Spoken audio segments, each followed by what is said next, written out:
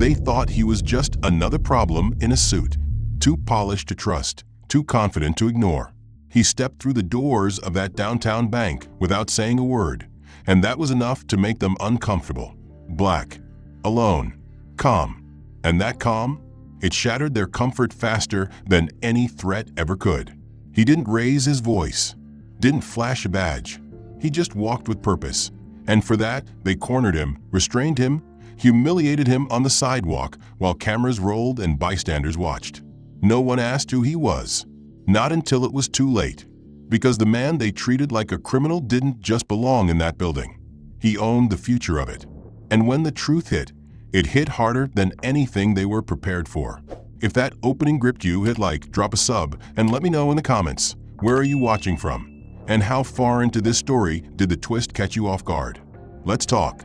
The Lincoln Trust building cast a long shadow over Monroe Avenue, its glass facade gleaming under the high noon sun. When Ellison Wade stepped inside, he did so with a quiet authority, oxblood wingtips tapping with measured rhythm against polished tile, a tailored gray three-piece suit hugging his athletic frame, and a slim black tablet case under one arm. He had the air of someone who belonged in boardrooms, not bank lobbies, but the distinction was lost on men like Garth Denley. Garth sat just inside the entrance, perched on a worn stool, behind a low counter beneath a faded security monitor. He clocked Ellison the second he stepped through the revolving door. Black, alone, no obvious reason to be here. Garth's training wasn't recent, nor was it particularly modern, but his instincts were fast. Wrong but fast. He reached to his shoulder mic and clicked it. Unit 12 to front desk. Got a lone male, possible surveillance. Suspicious presence. Might be prepping for something. He used code words that made it sound official, even though they masked nothing. What he meant was, a black man who didn't look scared. Ellison wasn't there to cash checks or open an account. He was there to evaluate the Lincoln Trust branch ahead of a potential merger by Moorfield and Ash, the private equity firm where he'd worked for 8 years. This walkthrough was part of a preliminary asset assessment, standard practice before acquisition talks. It had been cleared with the regional leadership, scheduled through official corporate channels, but low profile on purpose. No logos, no press, just clean observation. Ellison made a slow, professional lap through the lobby, noting customer flow, employee posture, and security placement. He tapped his tablet lightly with each observation. All calm, all by the book. But Garth's eyes followed him like a dog trained to recognize anything unfamiliar as threat. As Ellison paused at a promotional stand for business accounts, reading quietly, Garth stood and started walking. His footsteps echoed through the marble-floored lobby, but Ellison didn't turn. Not until Garth spoke, his voice low and confrontational. Need help with something? Ellison looked up, polite. No, thank you. Just reviewing the layout. Are you a customer? Garth asked, stepping closer. Not exactly. I'm here on authorized business. Scheduled walkthrough. Authorized by who? Regional management. My firm is Moorfield and Ash. I can show my credentials. Never heard of them, Garth snapped. Ellison produced his badge, holding it out calmly. But Garth didn't take it. Instead, with deliberate disrespect, he reached forward, snatched the badge, looked at it for less than a second, then dropped it on the floor at Ellison's feet. The gesture was loud in its silence. Ellison kept his composure, even as he bent down to retrieve the badge. But as he crouched, Garth took one step forward and planted his boot just inches from Ellison's hand. Don't pick up anything until I tell you, Garth said. His voice was louder now. Customers started turning their heads. A couple near the teller windows stopped mid-conversation. Ellison stood slowly. I don't want any trouble. I can call the district contact to confirm my visit. You're causing trouble just by being here, Garth replied, stepping in closer. I'm going to need you to leave the premises. Sir, I'm asking for a simple verification. Now, Garth interrupted, motioning to the exit. Or I'll call for removal. Ellison knew what that meant. He saw it in the way Garth's hand hovered near his belt. Saw it in the way 3 other employees stood frozen, watching from behind a frosted glass divider and doing nothing. Ellison adjusted his collar and walked. Garth walked behind him, crowding him with every step, as if ushering a criminal out. At the doors, Garth pushed the bar and motioned wide for dramatic effect. "Don't come back unless you've got real business." The sun outside was bright, but the heat that flushed Ellison's face had nothing to do with the weather. His chest tightened. He stepped away from the door and turned back. Garth didn't follow him. He just stood there, inside, arms crossed. A silent warning. Ellison's phone buzzed. It was a text from his project supervisor. "Need initial notes on Lincoln Trust site by 2:30. Any issues?" Ellison stared at the message a long moment before typing. The merger team at Moorfield and Ash was counting on real numbers, not dramatics. And beyond that, there was a deeper principle involved. One Ellison had swallowed too many times in too many rooms where his presence was tolerated only as long as it came with silence. Not this time. He walked to the end of the block, pulled out his phone, and dialed a number from memory. It rang twice before a calm female voice answered. "This is Nadine." Ellison didn't bother with small talk. "He threw me out," he said, voice steady. "Didn't check the clearance. I need direct reauthorization on paper. A formal re-entry." "You're kidding," she said, audibly stunned. "You were on their calendar." "Not according to the guy with the badge and power complex." "Give me 5, she said, tone shifting to action. "I'll escalate." Ellison hung up and waited. 10 minutes later, his inbox pinged with a forwarded message. It was from Lincoln Trust's Regional Operations VP, addressed to the branch manager, with Ellison copied directly. The message was clear. Mr. Wade's presence is expected. Ensure full cooperation. Ellison didn't reply. He simply turned and walked back the way he came. The tension in his chest tightened with every step, not from fear, but from the sharp knowledge of what was waiting for him inside. When he re-entered the building, the same cool air greeted him. The same high ceilings. The same stillness. Garth looked up from his post, eyebrows lifting in disbelief. Ellison didn't slow. He walked past him without eye contact, showing the printed memo now in his hand. Garth didn't speak, didn't grab his arm this time, but he didn't back off either. Instead, he rose and began following, slow and close, like a dog tracking a scent. Ellison moved through the lobby again, tablet in hand, revisiting key points. The teller windows, the layout of client chairs, the digital sign-in terminals near the mortgage consultation desks. He took notes with a fluid rhythm, documenting the number of open stations, estimating foot traffic, noting body language from employees. But everywhere he went, Garth followed, hovering no more than 2 feet behind, pretending to inspect corners, floors, and patrons. Customers noticed. A young woman with a baby glanced from Garth to Ellison and back, unsure whether to be concerned or to mind her business. A pair of elderly men sitting near the loan kiosks stopped their conversation, watching the strange parade of tension play out. Ellison kept his focus. He'd dealt with being shadowed before, usually by loss prevention at high-end stores, sometimes by airport security. It was always the same equation. His presence was the variable no one wanted to solve. He approached a support pillar and paused, studying the overhead security dome and taking a time-stamped photo with his tablet. That's when Garth struck. He moved in close, stepped directly in front of Ellison, cutting off his line of sight.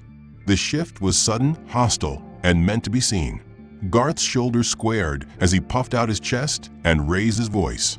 "That's enough," he barked, loud enough to carry across the floor. "You've been walking circles for 15 minutes. You're not here to do business. You're disrupting operations." The entire room froze. Conversations stopped mid-sentence. A teller's fingers paused above her keyboard. The room became one massive listening ear. Ellison didn't flinch. He looked at Garth, then at the silent audience now watching. He spoke calmly. "I am here under formal authorization. The operations VP sent a confirmation memo to your branch manager, and I am listed on your visitor log." "Don't play smart," Garth snapped. "I know casing behavior when I see it." "Casing?" Ellison asked, voice quiet but sharp. "You're accusing me of pre-theft surveillance now. You're loitering. You're filming. You're not a client. I don't need a memo to see what's in front of me. Ellison's grip on his tablet tightened, but he forced himself to stay composed. You're wrong. Again. I want you out, Garth said, or I'll call for an assist. You've already escorted me once. You violated policy, and now you're escalating again. I've done nothing disruptive. You think quoting procedure makes you innocent, Garth said, stepping closer. You're not entitled to walk around wherever you want just because you wear a nice suit. I'm entitled because I'm authorized, Ellison replied. I'm not a stranger. I'm a corporate auditor evaluating your institution. If you have doubts, check with your manager before shouting accusations across the lobby. We don't need to check anything, Garth snapped. I can see the disruption you're causing. You're making staff uncomfortable. You're intimidating customers. You're describing your own behavior, Ellison said, his voice steady but tight. I haven't said more than 10 words to anyone in this room. Garth turned to the room, raising his voice again. Has anyone here authorized this man to roam freely? Anyone here request a visit from Moorfield, whatever it is? A few heads turned away. A bank employee at the far kiosk looked down and fiddled with her pen. No one spoke. Ellison scanned the silent faces. Some looked apologetic. Others were blank. No one came to his defense. And still, Garth kept pressing. If you don't leave, I will treat this as a formal trespass warning, he said. You'll be banned from this property. Permanently. Ellison took a long breath. Then I suggest you call your manager now, before you make another irreversible mistake. We're done here, Garth barked. You're leaving or I'll have backup remove you with force. Ellison stood still, shoulders squared, eyes steady. But inside, a war was building. This wasn't just about disrespect anymore. This was an open act of erasure. The complete invalidation of authority, of professionalism, of the right to exist in a space without proving yourself over and over. And he was surrounded by witnesses who wouldn't lift a hand to stop it. Not yet. Garth leaned in. What's it gonna be? Ellison didn't blink. Go ahead, he said. Make the call. Garth stepped back, lips twitching. Gladly. And with that, he reached for his radio and began barking codes Ellison didn't recognize. He knew only one thing as he stood in the middle of that frozen lobby, every eye on him, every breath held. Ellison remained calm, shoulders squared, breathing steady, and spoke clearly enough for anyone within 10 feet to hear. As I've stated, I'm here on official assignment. I've received prior approval from your regional VP. If you check with your manager, Garth interrupted with a scoff, rolling his eyes theatrically. You think waving corporate titles and name-dropping makes you special? This isn't your office tower. You're not running anything here. Then, without warning, Garth reached forward and yanked the lanyard from around Ellison's neck. The badge clattered to the floor like a dismissed verdict. Ellison flinched instinctively, but didn't retreat. He looked down at the badge, then slowly raised his eyes to meet Garth's. Before he could speak again, Garth's hand shot out, clamping around Ellison's left elbow with bruising force. In one violent motion, the guard twisted his arm and pushed him back toward one of the marble support columns that framed the center of the lobby. Ellison's back struck the cold stone with a dull thud. The room gasped. It was not dramatic or bloody, but it was public, loud, humiliating. The impact echoed more from what it represented than from the physical pain. A white woman sitting with her 5-year-old daughter near the mortgage desk instinctively pulled the child close, shielding the little girl's eyes with one hand and clutching her purse with the other. A man in business casual near the service desk lifted his phone and began filming. Another customer took out their device as well, uncertain whether they were witnessing a legitimate intervention or something far uglier. Ellison tried to regain his balance, wincing as Garth's fingers dug into his upper arm. You are making a mistake, Ellison said, voice low, controlled, but strained. You've made this mistake since the moment I walked in. You're disrupting a secure environment, Garth barked. Your presence is causing distress. We don't allow unauthorized wandering in protected areas. I'm not unauthorized, Ellison said, forcing the words through gritted teeth. I presented credentials, confirmed by the regional operations VP. That email could have been doctored. Garth cut in, now gripping both of Ellison's arms and beginning to force him across the room. Anyone can fake a memo. You think a suit and a story make you immune to rules? You're not special. Ellison staggered as Garth pushed him across the smooth tile floor toward the exit once more. The recordings continued. Ellison caught sight of at least 3 phones trained on him. One young man standing beside the ATM had started narrating under his breath, unsure whether to intervene. The phrase racial profiling was whispered, then louder. He said he was cleared, but no one moved to stop it. The security cameras in the corners blinked silently. No managers emerged from behind their frosted glass doors. Even the tellers, all now silent and still, stood paralyzed, watching a man being dragged out not for what he did, but for who he was.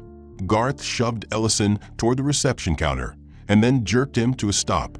"We're going to wait right here for backup," Garth said. "You're done roaming this building."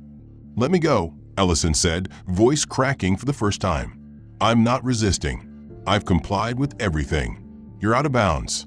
"You don't tell me what's in bounds," Garth snapped. "You're on private property and you're a threat. You've been warned twice. You escalated." "I've done nothing except walk and take notes," Ellison said, glaring at him now. "You're humiliating me in public.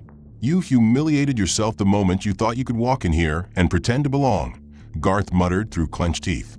Ellison's face twisted with pain, not from Garth's grip, but from the words. They weren't shouted, but said quietly enough that they felt personal, like venom laid bare. Garth didn't just want him gone, he wanted him erased. A bank employee finally stepped from behind the back office door, a junior assistant in a loose blouse, no older than 25. She looked stunned, unsure what to say. She opened her mouth, then closed it. The door behind her didn't move. The manager, Celeste Bramer, Ellison recalled, was nowhere in sight. Garth turned to the room again and spoke with forced calm. "Ladies and gentlemen, we apologize for the disturbance. Please resume your transactions. Everything is under control." But it wasn't. The air was too still, the shame too thick. A teenage boy near the line to the tellers whispered. He didn't even do anything. His mother nudged him quiet. Ellison looked around. Eyes were everywhere, but no one was speaking. No one was helping. He wanted to scream, to shout, to push back against the injustice closing in around him. But instead, he stared down at the badge still lying near the center pillar where it had been discarded. That little black rectangle of plastic had been designed to prove who he was. And yet, in this building, to this guard, it meant nothing. In its place was now the silent suggestion that Ellison Wade, professional, trusted, credentialed, was somehow dangerous. A threat by default. And the people watching were letting that suggestion breathe. Garth stepped aside for a moment and barked something into his radio. The words additional security and possible detainment floated just above the low buzz of bank murmurs. Ellison took a long breath, standing still, arms raised slightly in front of him as if declaring peace in a war zone. He knew better than to resist. That was the trap. Every part of him wanted to respond, to call someone, to invoke the names of senior partners or clients who knew exactly why he was here. But that time had not come. This was not the moment to flex power. This was the moment to endure, to collect memory, to gather witnesses. The moment to let the humiliation finish writing itself, so it could never be erased. He stood still. Garth returned to his side, this time standing at parade rest, as if daring anyone to challenge him. One of the phone cameras had moved in closer. Ellison made eye contact with it for the briefest moment. The recording continued. Ellison, caught between the need to maintain dignity and the raw pain in his arm from Garth's previous grip, tried to resist only by slowing his steps. But it was useless. Ricker flanked him with rigid posture, his body language communicating compliance, demanded through implied force. The entire lobby was now watching, phones still up, whispers rising in waves, no one intervening, everyone waiting to see how far it would go. Ellison's shoes scraped against the tile. His bag, knocked from his shoulder in the commotion, dragged behind him, half unzipped. Garth didn't care. Ricker didn't ask questions. They didn't stop at the door. They kept moving, pushed straight through the glass vestibule and into the revolving door like two bouncers removing a drunk from a private club. The gears hissed as they forced the frame forward, making Ellison stagger through unevenly until he was finally shoved out the other side. His foot caught the edge of the sidewalk lip and he stumbled forward, one hand catching the concrete while the other instinctively reached for his open bag. It hit the ground beside him with a dull slap, unzipped pocket opening wide like a cracked shell, papers spilling out like feathers torn from a pillow. Confidential memos, site audit maps, printed merger timelines, diagrams of the branch floor plan. Items meant only for the eyes of executives were now littering the sidewalk like discarded flyers. A wind current from passing traffic lifted a few pages off the pavement and sent them spinning into the street. Ellison went down to one knee, trying to catch what he could, arms moving quickly as pedestrians walked wide circles around him. Garth, having followed him out, didn't let it stop there. He moved in, planted a knee down beside Ellison's shoulder, not pressing, but close enough to look like a hold, and barked with authority, loud and clear, to the pedestrians now gathering near the building. This man was caught casing the premises, he yelled. Suspected surveillance activity inside a federally regulated financial institution. His voice bounced off the surrounding buildings, echoing down the sidewalk. People slowed their walks. Some stopped altogether. A woman in scrubs on her lunch break pulled out her phone. A man in a delivery uniform froze, uncertain whether to help or stay out of it. A city bus screeched to a stop a few feet away, passengers leaning against windows to look. Ellison turned, gasping lightly, face flushed with anger and disbelief. "You're lying," he said under his breath. "You know damn well why I was there." "Do I?" Garth called out, turning to the crowd. He had floor plans, surveillance notes, no appointment, no authorization. "That's false," Ellison snapped louder now. "I have emails. I have signatures. I was scheduled. You never checked." "Resisting detainment," Garth added for show, ignoring the explanation, eyes on the crowd. "We have footage. You all saw. He was escorted out earlier and returned. Suspicious behavior. Now he's outside playing victim because we did our job." The crowd shifted, uncertain. Some faces showed doubt. Others looked away, unsure whether this was a case of racism, misunderstanding, or legitimate law enforcement. Most chose silence. Ellison sat back on his heels, his breath shaking. His hand moved toward his phone, lying a few feet away from where his papers had scattered. Ricker stepped in, planting a foot in front of the phone without touching it, as if blocking his access without admitting it. "Don't reach," Ricker said. "We'll handle this." "Handle what?" Ellison demanded. "I'm not under arrest. I haven't been charged. You have no right to touch me, let alone throw me out like garbage." Garth was still speaking to the onlookers. "That's what they always say. Nothing's ever their fault." "They," Ellison repeated, jaw tightening. "Say that again." Garth didn't, but the crowd heard it.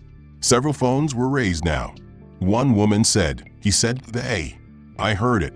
Ellison's hands curled into fists, not from rage, but from the boiling insult of it all. He wasn't resisting. He wasn't provoking. But the performance Garth was giving and the complicit silence of Ricker created a narrative Ellison couldn't escape from. He reached out slowly, picked up his badge from the pavement, held it up. "Ellison Wade," he said loudly, "Senior Field Analyst, Moorfield and Ash. I'm here on business. I have been wrongfully detained, assaulted, and publicly humiliated. And all of you are watching it happen." Murmurs stirred through the crowd. Someone said, "He has credentials." Another said, "That's a big firm. They're real." Garth's mouth twitched, but he didn't stop. "Fake IDs are easy to print," he said dismissively. "And con men know how to talk. It's not the first time we've seen that act." "It's not an act," Ellison replied. "It's a career. One I earned." "Well, then maybe you should have called ahead like a professional," Garth said with a mocking smile. "Or maybe you should have looked like you belonged in a place like this." Ellison felt something in him begin to crack, not his resolve, but the dam he'd been holding back. The rage, the pain, the centuries behind his silence. But he still didn't rise. Instead, he sat in the same posture, surrounded by scattered evidence of his profession, with dozens of strangers watching, and allowed the truth to right itself in full public view. Ricker finally stepped back. "We need to clear the sidewalk," he muttered, less confident now. "Let's move him." "You've done enough," Ellison said. "Every step you've taken has been a violation." "Tell it to someone who cares," Garth replied, turning back toward the bank. But this time, people weren't just filming. They were following. A young man with a messenger bag and a Bluetooth headset began asking questions into his phone, narrating everything. A middle-aged woman walked over to Ellison and handed him the paper nearest her feet. "I saw everything," she said. "If you need a witness, I'll give a statement." For the first time that day, Ellison nodded. "Thank you," he said quietly. Garth stopped just before re-entering the bank, watching as the crowd no longer whispered in fear, but began murmuring in support. Something had shifted. Not enough to undo the damage. Not yet.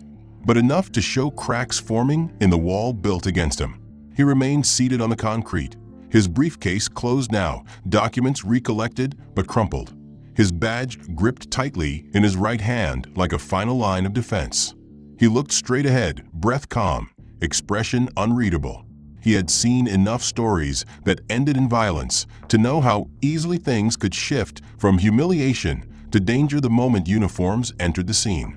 The officers stepped out of the vehicles fast, alert, eyes sweeping the sidewalk and narrowing on Ellison.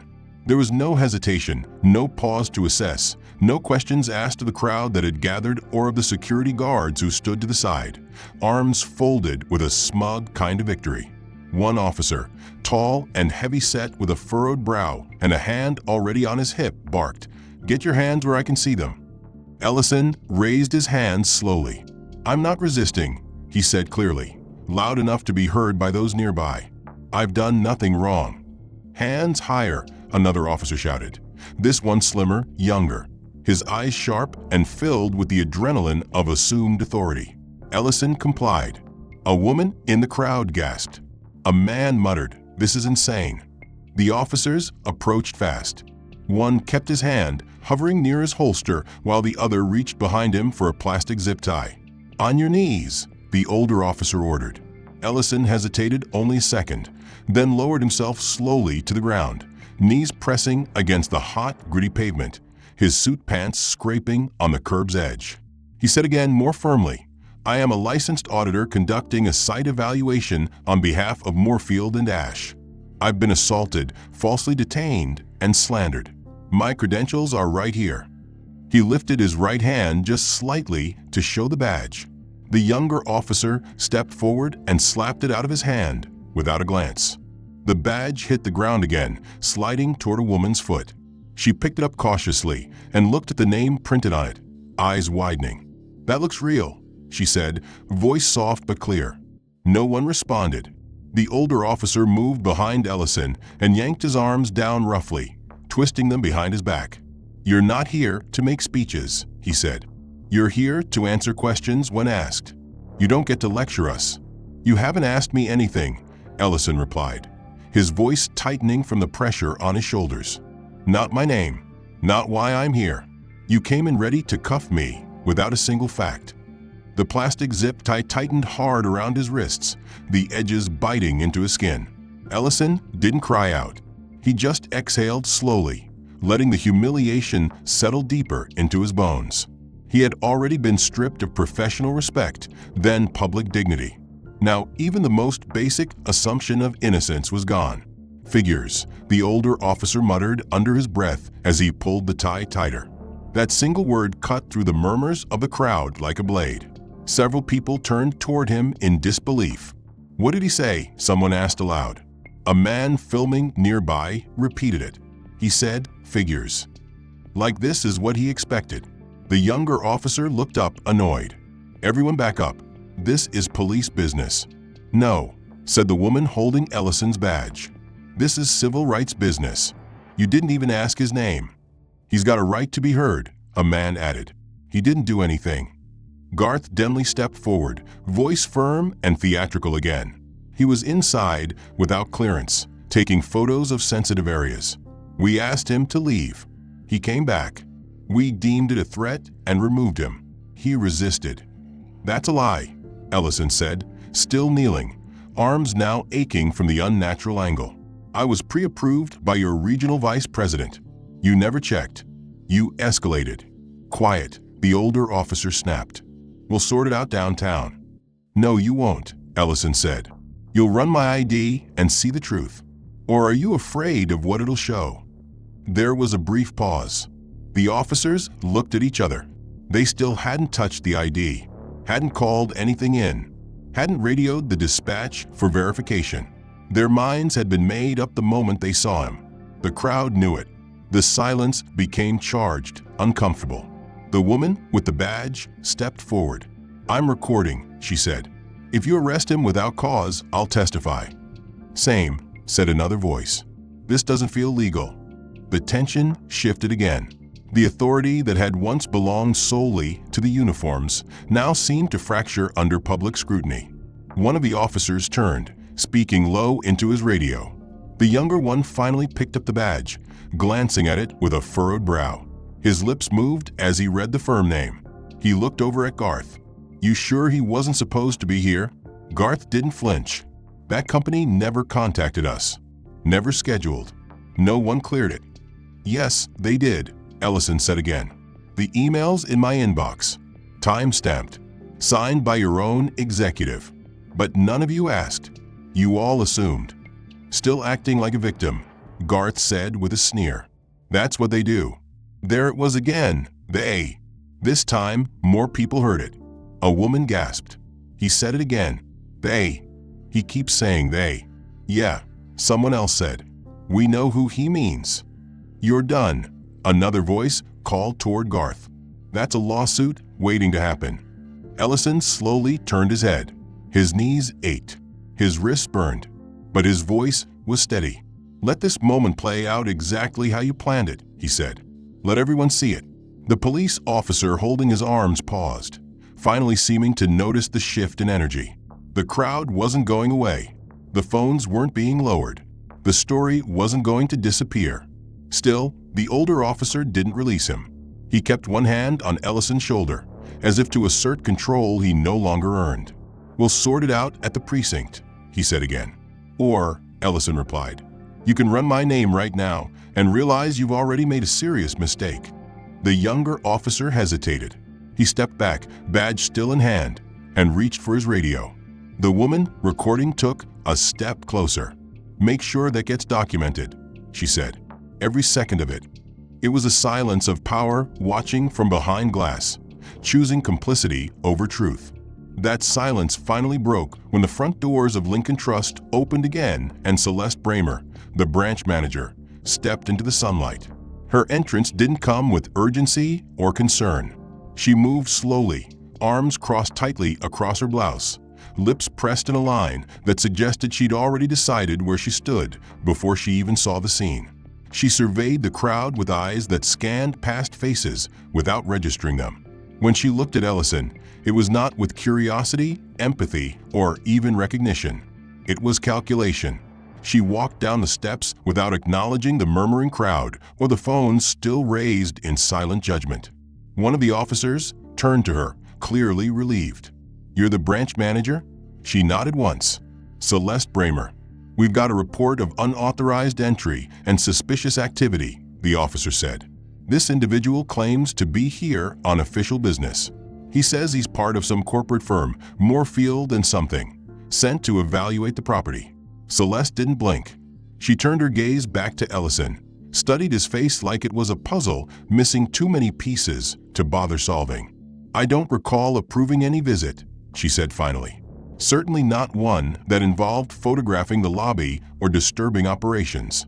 Ellison lifted his head slowly, the disbelief slicing deeper than anything Garth or the officers had said. "That's not true," he said, his voice level but hollowed out by the betrayal. "You were copied on the email. The VP approved it. You didn't respond, but you were informed." "I received many emails," Celeste replied coolly. "Nothing about this visit stands out. And if it wasn't on our internal appointment schedule, then it wasn't authorized through the proper channels." You were informed, Ellison said again, louder this time. It was forwarded by Nadine Truss at Moorfield and Ash, with your name and confirmation instructions. I can show you the message. Right now. Just check your inbox. Sir, that's not how protocol works, she said, turning back to the officers. If he didn't check in with the front desk, he bypassed security procedures. Regardless of what he claims, I don't have any memory of authorizing this visit. You're lying, Ellison said quietly.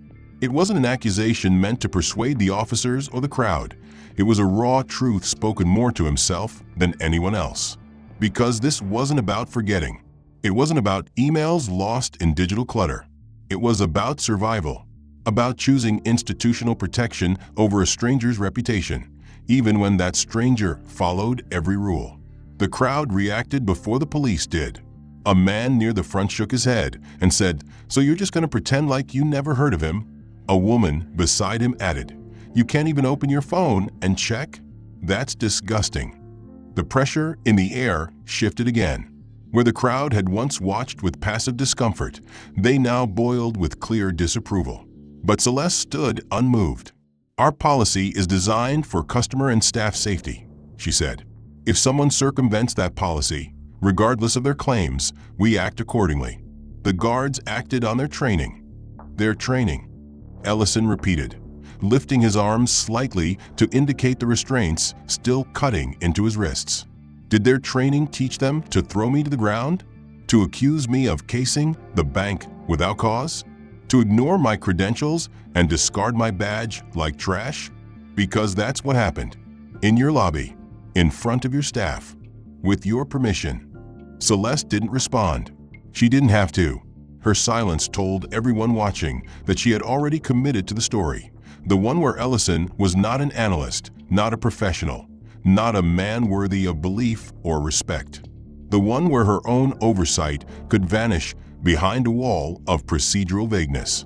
"You saw him come in," someone from the crowd called out. "He wasn't violent. He was taking notes."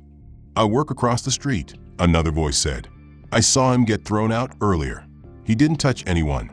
Celeste ignored them. She turned back to the police. "If you need a statement, I'll be inside. Let me know." She walked away, just like that. No check of her phone, no glance at her inbox, no question for her own employees who had seen Ellison move quietly through the lobby with nothing but a tablet and a calm demeanor. She didn't want the truth. She wanted distance, and her refusal became the final insult. Not the loudest, not the most violent, but the one that cut deepest, because it came from someone with the power to stop everything, who simply chose not to. The older officer remained still for a moment, watching her disappear back through the revolving door. He said nothing. The younger one finally looked at Ellison again, this time not with suspicion, but with a flicker of unease. "You have an ID?" he asked quietly. Ellison didn't move. "Yes, I've had it the whole time." "Let me see it. It's in my jacket pocket. Can I reach for it?" "You're the one with the gun," Ellison said. "Go ahead." The officer knelt, reached inside the inner breast pocket, and pulled out the slim ID case. He opened it, reading slowly. The street noise dulled as everything paused. "This says you're a senior analyst," he murmured. "It also says you're authorized for corporate site evaluations." He turned the badge over, then looked at Ellison. "Why didn't they just verify this when you walked in?" "Because they didn't want to," Ellison replied. "Because my presence challenged their expectations. Because I didn't look like someone who belonged. And the manager really didn't recognize your name?" "She recognized it," Ellison said. "She just chose to forget." The crowd was still watching, still recording. The truth was no longer a private negotiation. It had become public theater. And the silence from the top, the refusal of someone in power to validate what she already knew, had done more damage than the zip tie or the sidewalk or the shouted lies. It told the world that rules could be bent when the face didn't fit. That belief was optional when the subject was black. That truth was inconvenient if it came dressed in dignity. Ellison lowered his head. But the true shift, the real ignition point, came not from a viral clip or an angry tweet, but from a single investigative journalist, who had no intention of letting the story die in the echo chamber of public outrage. Romy Kessler, known for her relentless work exposing misconduct in corporate and civic spaces, had been sent the video by a former colleague who simply wrote, "You'll want to dig into this one." Romy watched the clip twice, once with the sound off, once with it on. Then she started researching. Within 3 hours, she had pulled up Ellison Wade's professional profile, verified his employment at Draycroft Holdings, and identified the chain of corporate approvals that included his name, title, and regional authority. She found the original visit memo, the one emailed to Lincoln Trust's operations and managerial staff, including Celeste Bramer, complete with a red receipt and system log that confirmed the document had been opened on her terminal 24 hours before the incident. By the end of the night, Romy had built a timeline, gathered corroborating statements from bystanders who had uploaded video, and compiled audio overlays of Garth Denley's inflammatory remarks. But it was the internal email she uncovered next that detonated the situation into full-blown scandal. A source within Lincoln Trust, requesting anonymity, leaked a flagged incident report filed by Garth just hours after Ellison was removed from the premises. In it, Garth described Ellison as an unfamiliar male of indeterminate purpose, exhibiting erratic and untrustworthy behavior, citing his close proximity to teller stations, use of a digital recording device, and lack of immediate submission to inquiry. Attached was a screenshot of Garth's original observation note, which read simply, "Male, black, suit, alone, walking like he's inspecting staff." That note, time-stamped and marked for internal security review, stood in stark contrast to the firm's later press statement claiming race played no role in the escalation. Romy didn't editorialize. She didn't need to. The facts were clean, the contradictions sharp. And when she published her report on the front page of the Citizen's online edition under the headline authorized, assaulted, erased, the man Lincoln Trust tried to bury, the reaction was immediate. Comments flooded in. Calls for resignations erupted on social media. Shareholders at Lincoln Trust began demanding answers. Meanwhile, Draycroft Holdings had been monitoring the fallout quietly. But when Romy's article went live, their silence broke. The executive board issued a public statement within the hour, confirming that Ellison Wade had been conducting an authorized pre-acquisition evaluation at the downtown branch as part of a broader strategic review.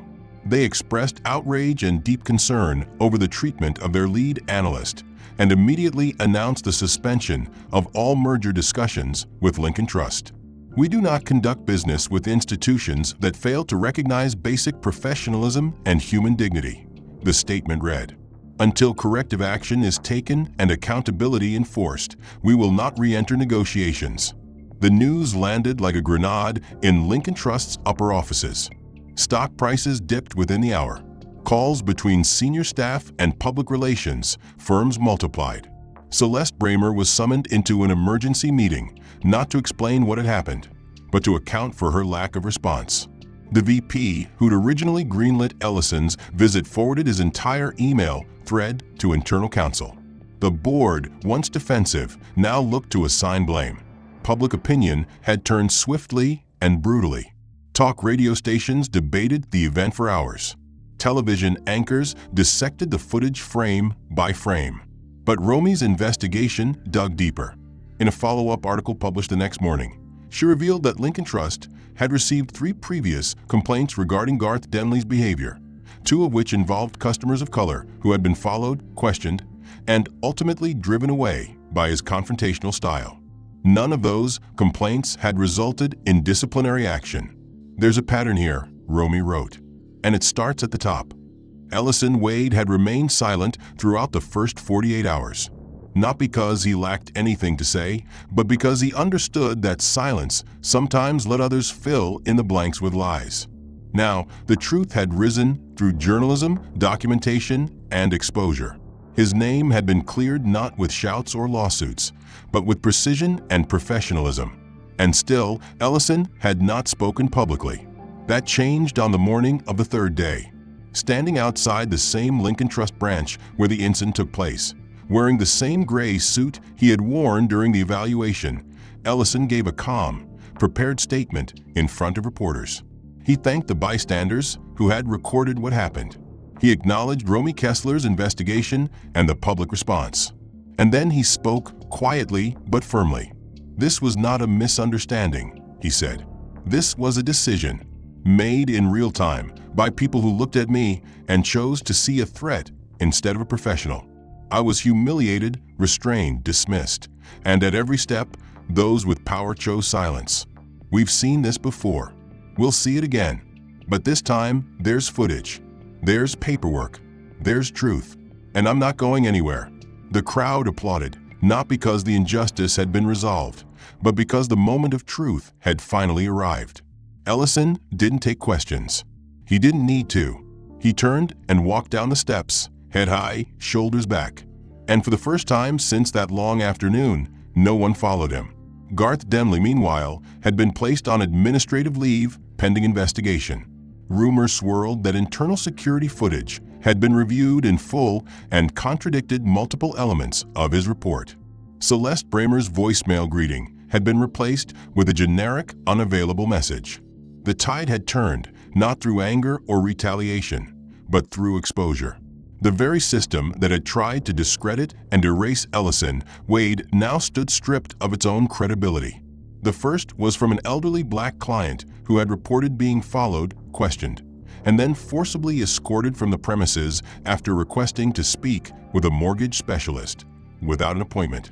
The second involved a young Latino man who had come in to deposit a large sum of money from a small business account, only to be detained on suspicion of fraud, even after confirming his identity.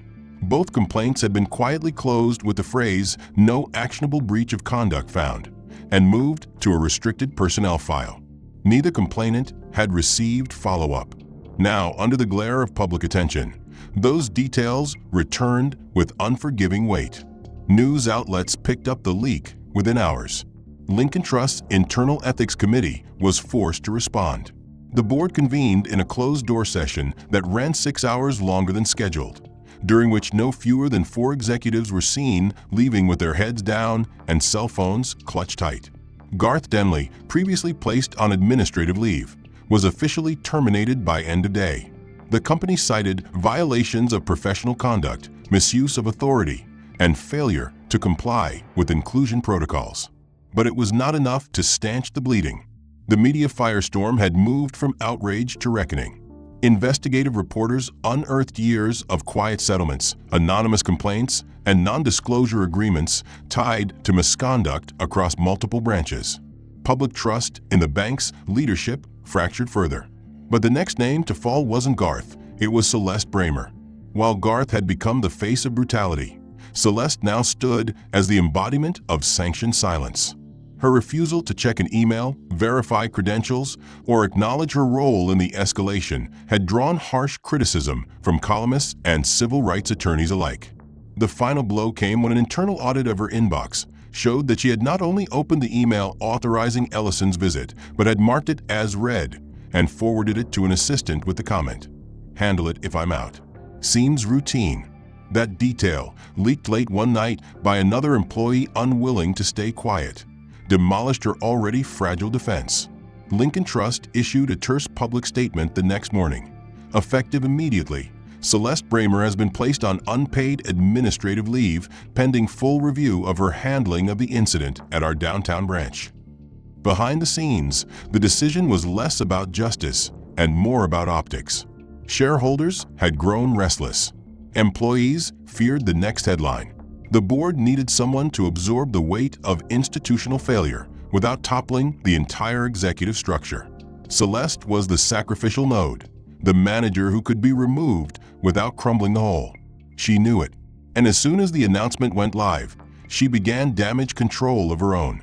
That afternoon, from her private office email, she wrote a short, carefully worded message to Ellison Wade.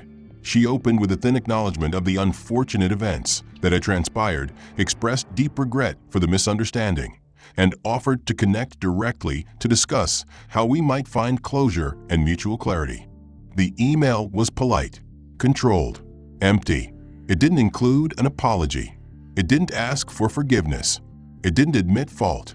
It was a strategic reach, a probe to see if Ellison would respond, Perhaps privately, perhaps off the record. He never replied. Not that day. Not the next. Not ever. The silence wasn't angry. It wasn't loud. It was final. Ellison's refusal to respond spoke louder than any rebuke.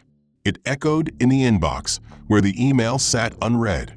It rang in the boardroom when an executive asked if he'd accepted their offer for a closed-door apology meeting. It lingered in the HR department when Celeste requested confirmation that her message had been delivered. No bounce back. No filter block.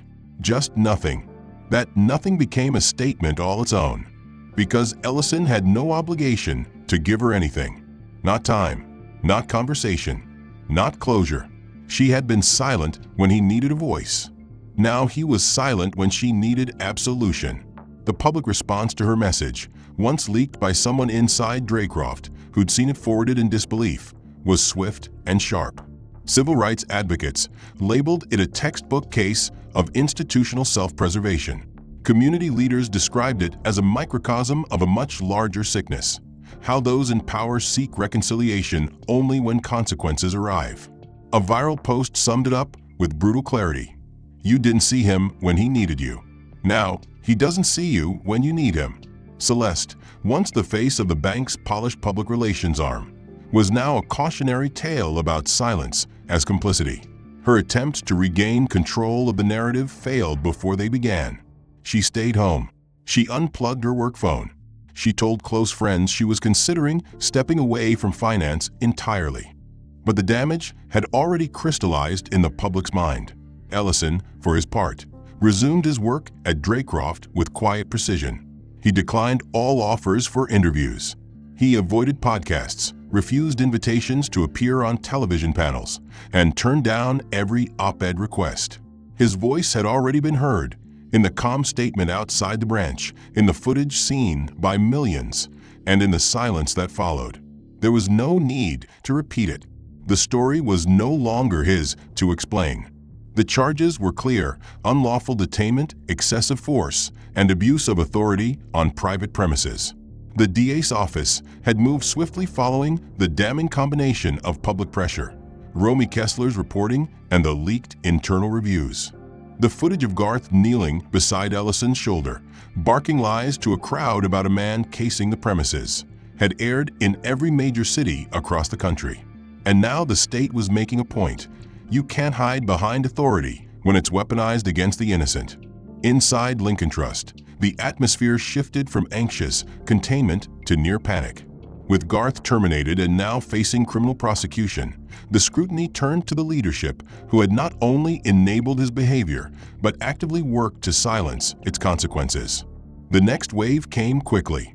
Celeste Bramer, already placed on unpaid leave, received a subpoena for corporate negligence, along with Assistant VP Mitch Rollon, who had quietly instructed staff not to interfere during Ellison Wade's removal, and later helped draft the bank's initial press statement denying wrongdoing. Their testimonies were demanded by the state attorney's office, and more significantly, by the civil litigation team representing Ellison. Class action suits began to mount. Former customers came forward, claiming similar treatment by bank personnel or a culture of passive racism embedded within corporate policy. A retired loan officer from a different branch described years of pressure to scrutinize certain clients more than others. A former branch in turn shared screenshots of an internal memo advising tellers to flag overly inquisitive customers, especially if unfamiliar. The legal team at Lincoln Trust scrambled to stem the tide, but it was no use. The merger that had once promised a lucrative partnership with Draycroft Holdings collapsed without ceremony. Draycroft released a final statement confirming that not only had they withdrawn entirely from negotiations, but they would also reallocate their investment resources away from Lincoln Trust's market footprint. The economic impact was immediate. Stockholders panicked. Executive consultants were brought in. Marketing budgets froze. And within 3 weeks, 3 satellite branches were shuttered across the state. But the closures didn't quiet the unrest. They amplified it. Every day, protesters returned to the front steps of the downtown branch, the same marble steps where Ellison had stood, calm and composed, addressing the press. Now those same steps bore signs, candles, murals painted in chalk. Ellison stood here, was written in looping cursive beside the curb. Across from the branch's locked glass doors, a mural appeared on the side of a neighboring building. A painting of a suited man on his knees, badge held high, surrounded by phones raised in silent witness. The message was clear. The institution had tried to erase a man. Instead, they had made him impossible to ignore. And through it all, Ellison Wade never once raised his voice. He returned to work at Draycroft, focused and methodical, declining interview requests, refusing offers to write op-eds or sit on justice panels. When asked why he wouldn't speak further, he simply replied through a spokesperson, "The truth is already out there. I'm focused on the work ahead." His silence wasn't retreat. It was power reclaimed. Every lawsuit filed against Lincoln Trust referenced his name. Every broadcast covering Garth Denley's trial played his image. Every protester knew who he was. He had become the quiet pulse of a larger reckoning, not by shouting over injustice, but by letting the system convict itself. Celeste Bramer, no longer shielded by corporate layers, appeared before the state commission with visibly shaken confidence. Her legal counsel advised her to answer questions minimally, but the footage was played again, her standing outside the branch, arms folded, denying she had approved Ellison's visit. Then came the forwarded email with her own comment. "Handle it if I'm out. Seems routine." She had no rebuttal, only regret. Mitch Rollon followed days later, his testimony filled with vague recollections and claims of procedural confusion. But the courtroom didn't buy it. Neither did the public. They weren't just responding to this case, they were responding to decades of moments just like it. The one difference now was visibility. This time, the system had not buried its mistake. It had been caught in the act. In every office where policy was written, in every boardroom where risk was weighed against reputation, Ellison Wade's name became shorthand for accountability. Not because he yelled, not because he sued, but because he let the truth speak for itself. When the first judgment was handed down against Lincoln Trust in civil court, a multi-million-dollar payout to Ellison and an additional settlement for class action plaintiffs, the bank released another sterile statement. "We acknowledge the court's decision and continue to evaluate measures for long-term reform." But the public had stopped listening. A trust, once broken, doesn't return with press releases. It returns with time, if at all. And time now belonged to the ones who had suffered in silence, not the ones who once enforced it. The summer had cooled by the time they saw each other again, the harsh brightness of public scrutiny having faded into the quiet gray of consequence. By then, Lincoln Trust brand was a ghost, its downtown office a hollow space with boarded windows and shuttered signage. Lawsuits had been settled. Executives had resigned. The protests had quieted not because justice had been fully served, but because the storm had moved on, leaving only the wreckage behind. Garth Denley, now clean-shaven and noticeably leaner, walked through the gymnasium of a local community center turned job fair with a resume folded neatly in his back pocket. He didn't wear a security uniform anymore, hadn't in months, and the clothes he did bore the plainness of humility. Worn jeans, an iron shirt 2 sizes too large, and shoes that carried the weight of long mornings pacing streets in search of something resembling purpose. No one recognized him now. The viral videos had stopped circulating. The headlines had long moved to newer scandals, and the silence that once seemed like power had become something else entirely: loneliness. He passed booth after booth, local construction firms, warehouse recruiters, third-party maintenance services. At one corner, a table offered informational pamphlets on vocational training programs and adult education. And seated beside that booth, arms folded, was Celeste Bramer. She wore her hair shorter now, glasses replacing the contact lenses she once used to polish her appearance. A canvas bag sat at her feet, filled with printed syllabi and registration papers from a local university, where she had recently enrolled to pursue a certificate in conflict resolution and organizational ethics.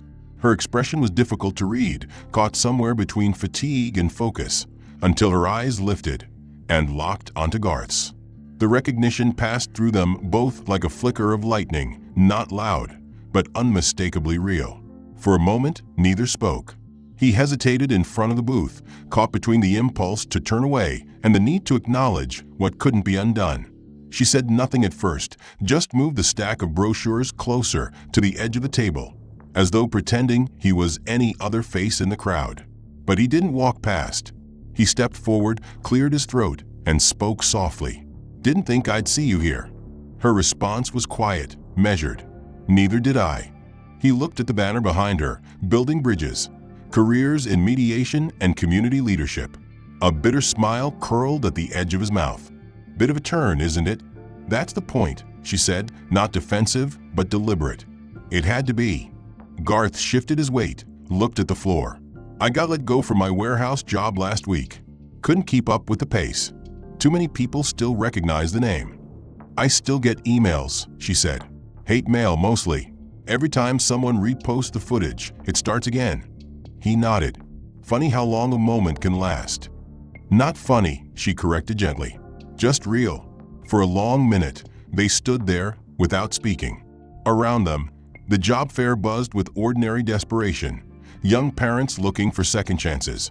Veterans adjusting to civilian life. Former convicts hoping to rewrite their story. Garth let out a breath. "I used to think I was doing my job, that I was protecting the place, keeping it secure. I really believe that." "I know," Celeste said. "So did I. I thought structure meant safety, that following protocol would protect me. I told myself that every day, even when the truth didn't match the story." He looked up. "Do you think it makes a difference?"